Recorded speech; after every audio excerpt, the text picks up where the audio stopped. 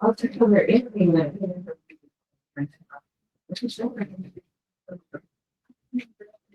Trying to all this. All right. So, talking about conjunctivitis. We already said conjunctivitis is what? Pink eye. More officially, what does itis mean? Inflammation. Conjunctivitis is talking about inflammation of the conjunctiva. Okay. Now, a couple of different symptoms that you can see with conjunctivitis. Redness, itching, discharge.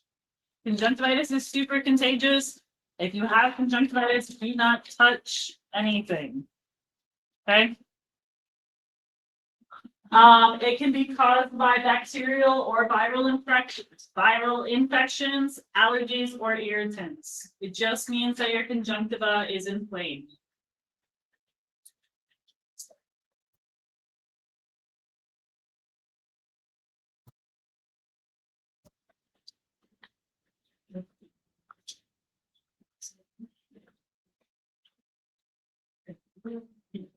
Okay.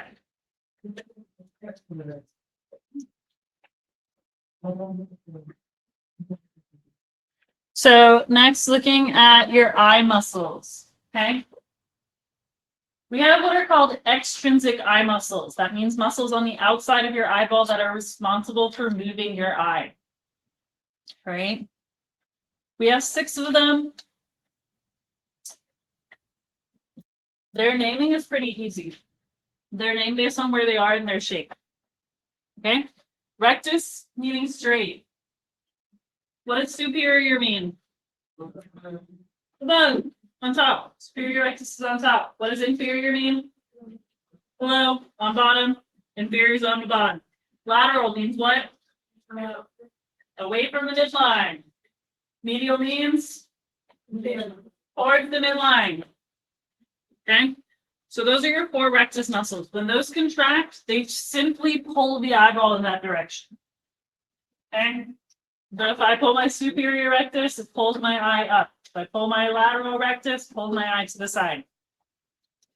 Then you have these 2 muscles called your superior and your inferior obliques. These muscles are going to be like wrapped around the side of your eye, and then they loop through this hook. Okay, so you can kind of see the hook right here. And what happens when they contract is they do like this rolling motion. Okay? So your superior and inferior obliques are going to be responsible for that rolling motion of your eyes. Now, as far as knowing the cranial nerves that innervate your eye muscles, I don't know why, this has always helped me, SO4, LR6. So the muscles that, the nerves that innervate the eye muscles are cranial nerves 3, 4, and 6. If this does not help you, don't pay attention to it. That's fine. Okay. So the cranial nerves that innervate the eye muscles. Cranial nerve number 3. What nerve is this? Starts with an O. O, to touch and feel. Third O. What is the prefix for eye? Oculo, movement. Oculomotor.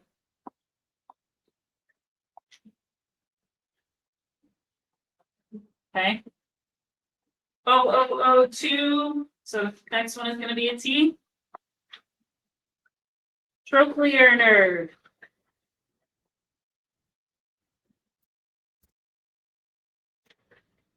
Touch.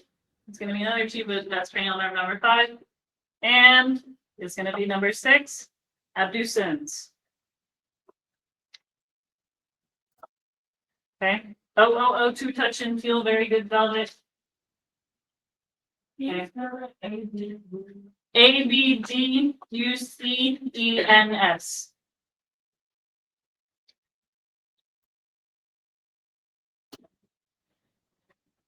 The main one that innervates it is going to be your oculomotor nerve. your trochlear nerve and your abducens nerve, those are each going to innervate one muscle. You guys don't need to know the specific muscles, but we do want you to be familiar with the fact that these three nerves are going to innervate the eye. The main one is going to be your oculomotor. Okay.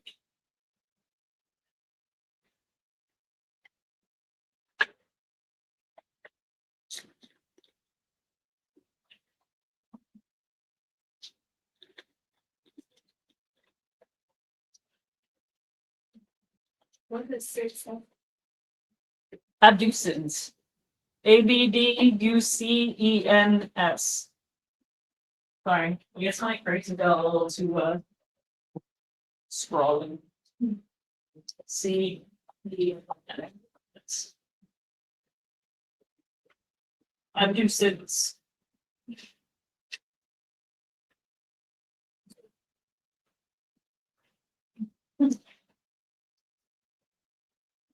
Next, looking at the tissue layers of the eye. Okay. I would worry about doing the fill in the blanks and then going back in and doing the labeling later if you want to. Because there's like a lot of overlap between the layers, so you kind of have to sit down with it. But you have, and you guys also for the labeling, you do not need to know macula lesion was something we covered last semester. We took it out this semester. I just forgot to get out later. So there are three main layers to your eyes. The first one is going to be your fibrous outer layer. This is going to consist of two structures. It's going to consist of your sclera and your cornea. And we're going to talk about all these things in depth. But second layer, vascular middle layer. That's going to be the layer that has all of your blood vessels. Okay.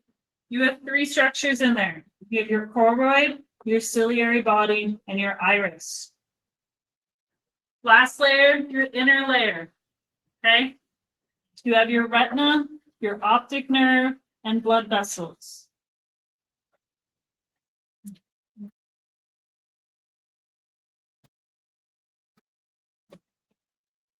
Okay. Now, looking at the fibrous outer layer, remember how I said the conjunctiva, the picture was like pointing to the white of your eye.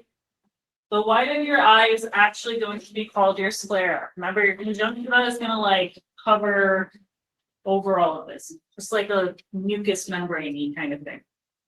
All right. So the white of your eye is the sclera. That is dense connective tissue. It has a lot of blood vessels running through it.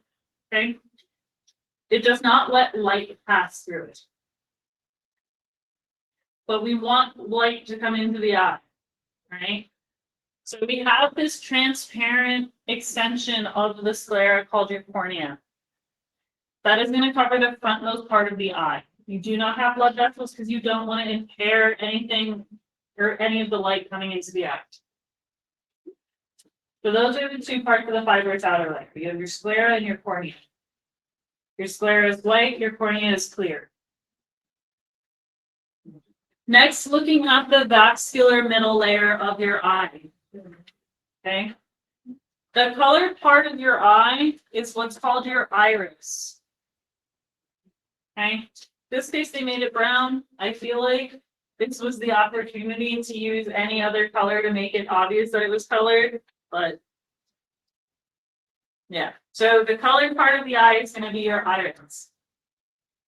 So that can be blue, it can be green, it can be brown, depending on genetics.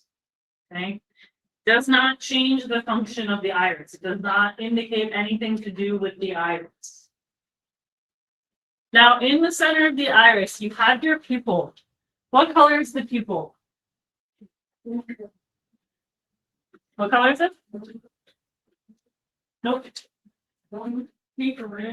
So, center of the iris, right? It looks black like this.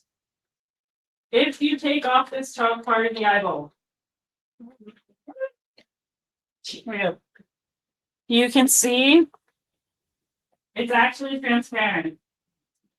The pupil is actually just an opening to the inside of the eye, but because you have like this top piece blocked off, it looks black. So when the doctor like shines the light into your eye, what they're doing is they're shining the light through the pupil and looking to the back of the eye. We put the people are done.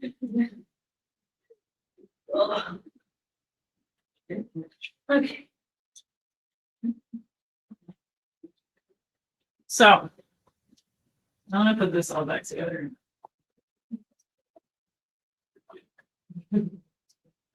So, your pupil is going to be found at the center of the iris. It is just an opening. It is not a structure like in and of itself. Okay? Right behind the iris, you have what's called your lens. Okay, the lens is like the glass.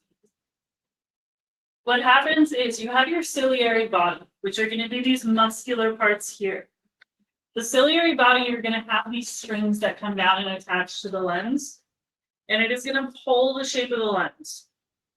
Because what you want to do is light is going to come in through your pupil. Okay? Depending on this angle of the lens, your light is going to come together. All right? So depending on where the thing you're looking at is, your ciliary body is going to change the shape of the lens. So the ciliary body is just a muscle, basically. Okay? That's going to contribute to how light comes into your eye. Now your book, like if you guys are curious about like double vision or stigmatisms or anything like that, your book has, bless you, a very good graphic to show how like the shape of an eyeball impacts where the light gets like refracted onto. So if you're curious about that kind of stuff, it's in there. Now running around the outside of the retina, you have what's called your choroid. Okay. Your choroid is like that vascular layer of your eye. That is going to be the main thing that supplies the oxygen and the nutrients to retina and your sclera. Your last layer is going to be your neural inner layer. It's called the neural inner layer because it is made from the same tissue as your nervous system. What happens is during development, like your nervous system sends like tissue onto the inside of your developing eyeball. That's why it's doing neural work. In case you're curious. Okay. Now your neural inner layer is going to consist of your retina, but your retina does not go to the front part of your eye, right? Because you don't have, when light comes in to hit the eyeball, it is not going to bounce back to the front of your eyeball, okay? It is just going to come in and hit here. So it makes sense that like the foremost part that you have your retina in is like this corner here, right? Because once you get beyond this angle, like it's not going to hit your retina. So there's no point in having the retina there. Because your retina is going to have all your photoreceptors. So the retina is going to be found in the posterior 2/3 of your eye. It's a thin layer of light-sensitive cells. What are light-sensitive cells? What kind of receptors are they?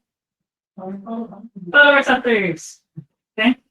Going to gather all of that information and it's going to send it down the optic nerve, which is cranial nerve number 2.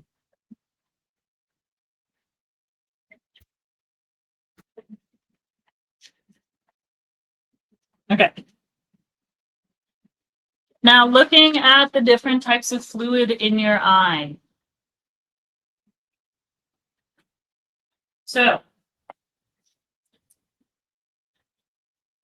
if you look at the different cavities in your eye, I like to explain where the fluids are found based on these cavities because it makes sense.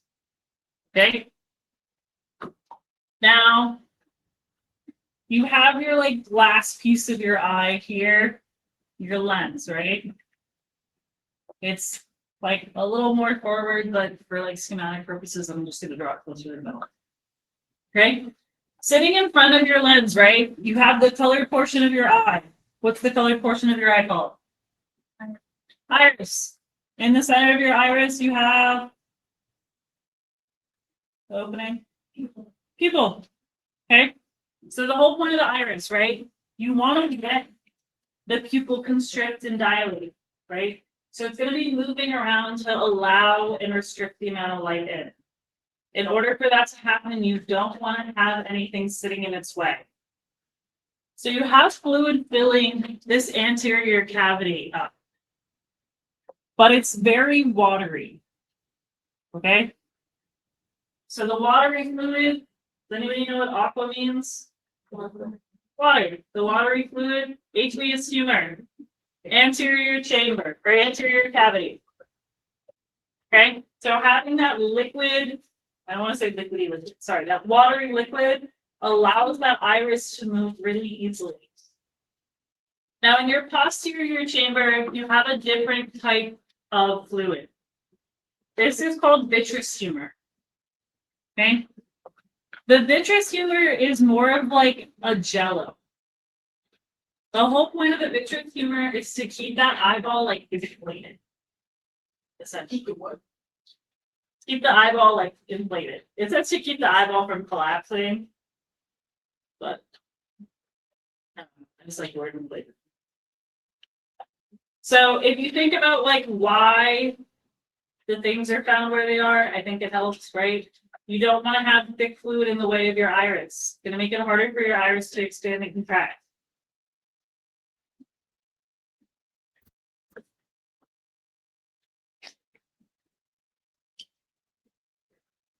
Plus A goes with A. Aqueous humor goes with the anterior cavity.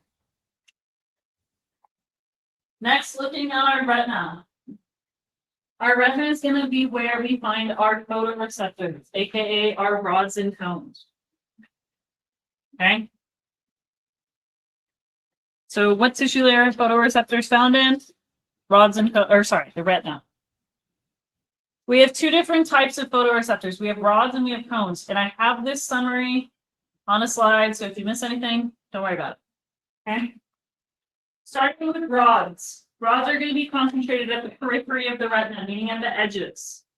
So the whole point of this graphic here is to show you guys the rods are showing up on the sides here. Okay. They're not really present in the center as much. That's kind of reserved for your cones.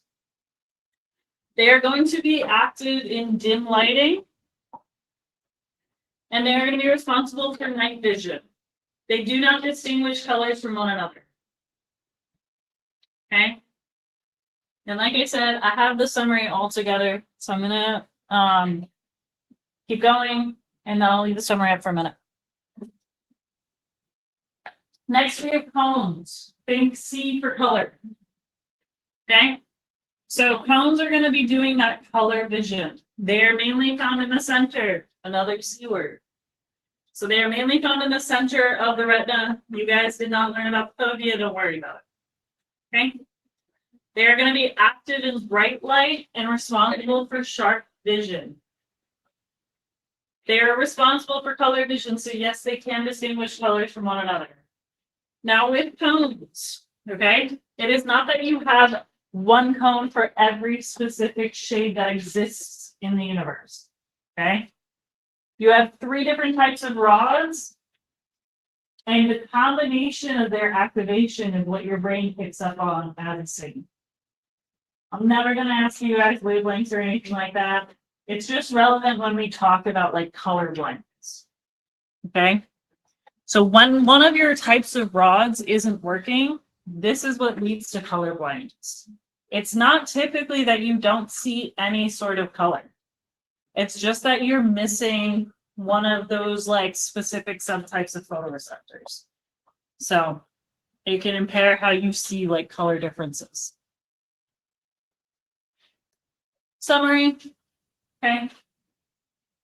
Rods located at the periphery of the retina. They are going to be active in dim light, and they are responsible for night vision. They cannot distinguish colors from one another. Cones. Cones are concentrated at the center of the retina.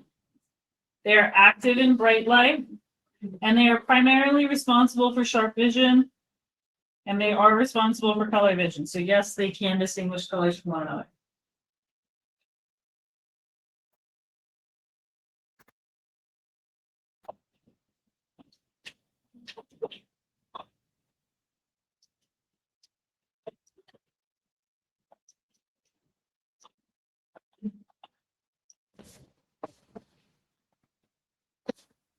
Okay.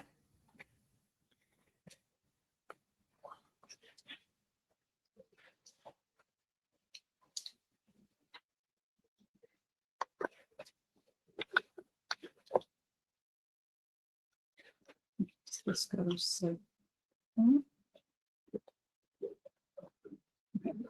Cool.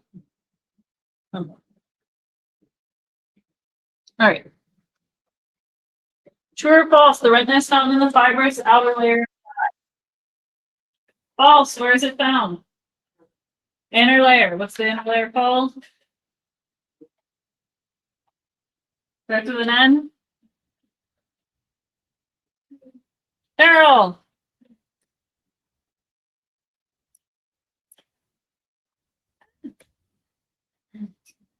Now we're going to talk briefly about the process of vision. Okay. So what happens is light is going to come into your eye and it is going to focus on the retina. When it does that, it produces an upside down image. Rods and cones are going to pick up on those light signals and it is going to convert the image to nerve impulses. Those impulses then get carried to the brain. Very, very, very basic. Okay. Now, in order for light to come into the retina, okay, when we walk into a bright room, we don't want all of that light to hit our retina. Otherwise, it's going to overwhelm our photoreceptors and we're not going to see anything. So when you walk into a bright room, your body wants to limit the amount of light coming in. So you have your pupillary constrictor. If you're in a dark room, you need more information. So you have to dilate your pupil. Okay? So your pupillary constrictor, it is going to work. I like to describe them as like a drawstring bag. So with your pupillary constrictor, what happens is like, you know how like if you slide the knotty thing up on a drawstring bag, process explodes, right? It's kind of how your pupillary constrictor works. Your pupillary dilator is like if you take your fingers and you stick them in that opening and you pull the drawstring bag open. Okay, so that's the difference between your constrictor and your dilator. Your pupillary constrictor is going to be stimulated by your parasympathetic nervous system. Your parasympathetic nervous system, your rest and digest, or your fight and flight.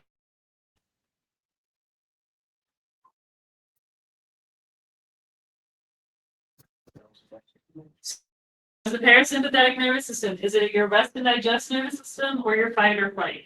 Rest. Rest and digest. Right? Because sympathetic is stress. Okay, so pupillary constrictor, parasympathetic nervous system. It is going to be active in bright conditions, right? Because we want to limit that amount of light coming in when we walk into a bright room. Your pupillary dilator, on the other hand, your pupillary dilator is going to be stimulated by the sympathetic nervous system. Okay? It is going to be active in low light.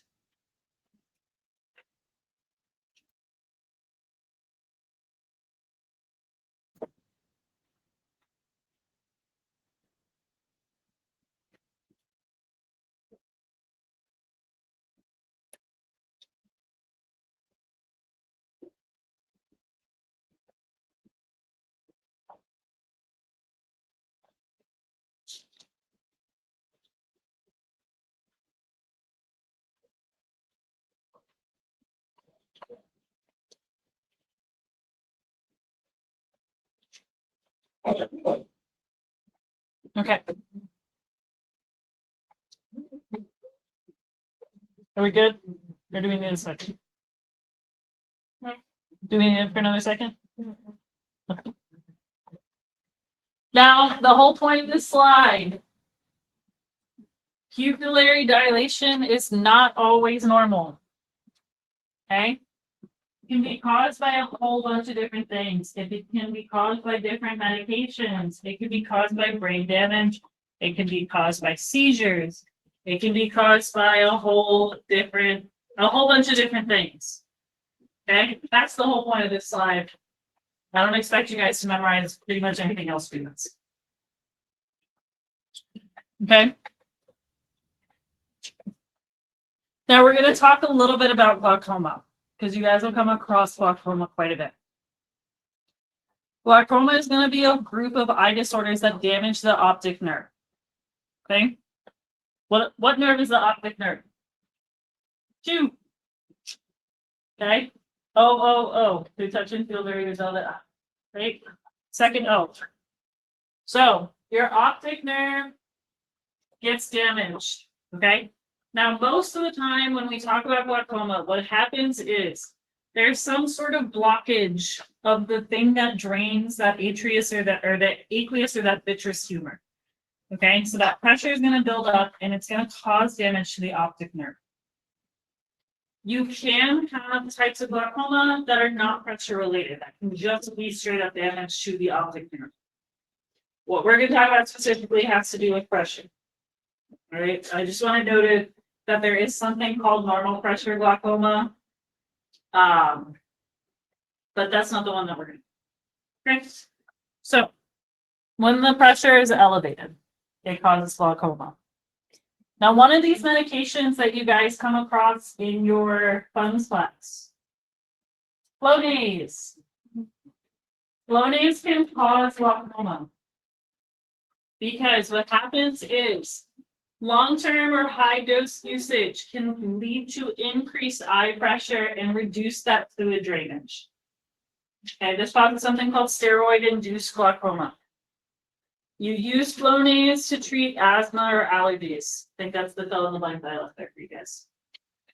So you can use it to treat asthma or allergies. But this is why they tell you if you're using Flonase for longer than like 2 or 3 days, you need to be talking to a doctor about it because it can lead to glaucoma.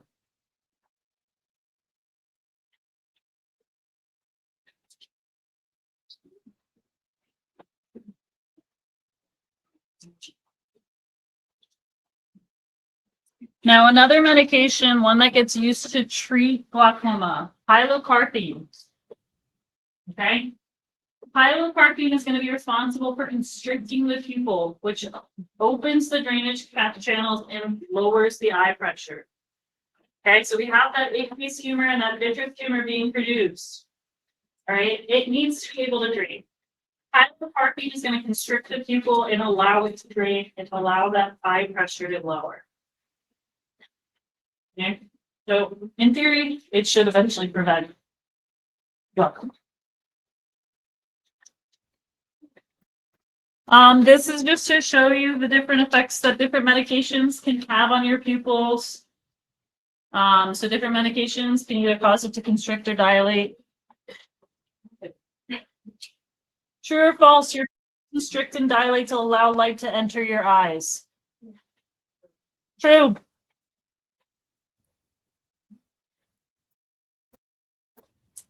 Photoreceptors can be found where in the eyes? Retina.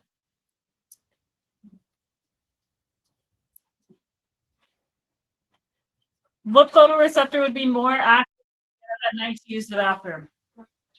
Rods. Okay.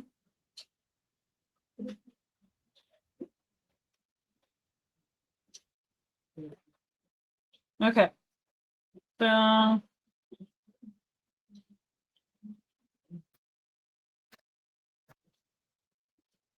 main class activity for chapter 12. I did modify it from my last section, so hopefully everything is working now. Because you get the syllabus for like these syllabus notes, so yeah, you can just read it.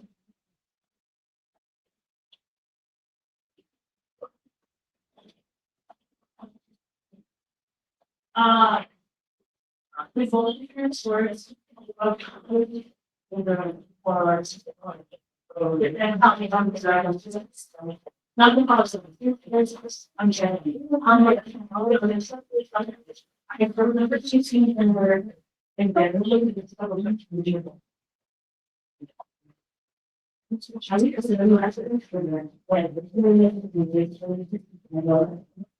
We're going to be there.